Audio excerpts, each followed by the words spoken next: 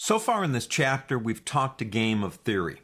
We've looked at calibrating our monitors, even the backgrounds we're supposed to use, warming it up for a half hour before you use it. If you are serious about color, you should do those things. But let's begin getting practical here. I have the exercise files for this chapter in favorites. I talked about that in chapter 1, and here they are for me. Now, wherever you have them, that's fine, but I want you to open them up. Open up Bonnie at Golf. If you took the lessons that I did for Infinite Skills on Photoshop 5 training, you'll notice this is the same image. Now, I didn't do that just because I didn't want to spend the time finding a new image. I found out something that was interesting. When I manually adjusted this image to practice in CS6, the settings that I used to achieve the same results were different. Photoshop has changed the engine that interprets color. Now, that's no big deal in terms of everything else. Curves and levels and everything works fine. But when you're manually correcting an image, basically it's different.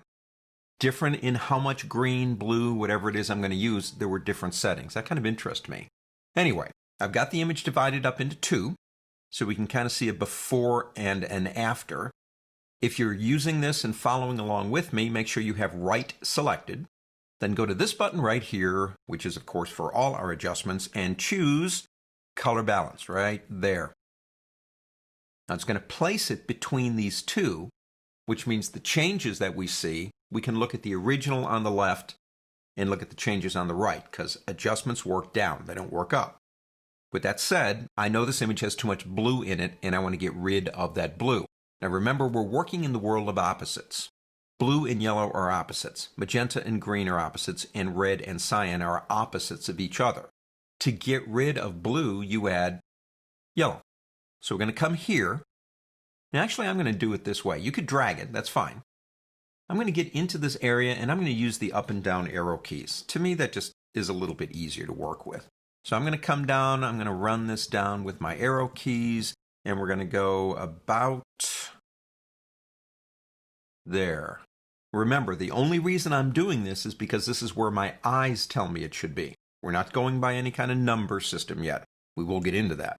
I want to add more green. So I'm going to come up here and do the same thing with my arrow keys. And you can see how that's really starting to work. I think I'll run that to about a 20, maybe about a 19 on that too.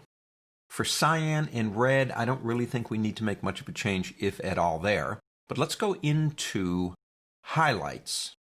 And I think I'm going to knock a little bit more blue out of the highlights by giving myself a little bit of yellow, but not much. Something about like that. All right. Those settings are different than the ones I used in 5. Let's go ahead and close this down. We can see the difference, the on and off.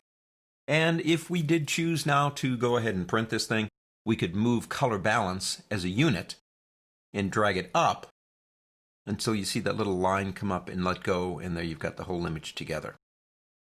Manually correcting an image in Adobe Photoshop requires a good eye for color and a calibrated system.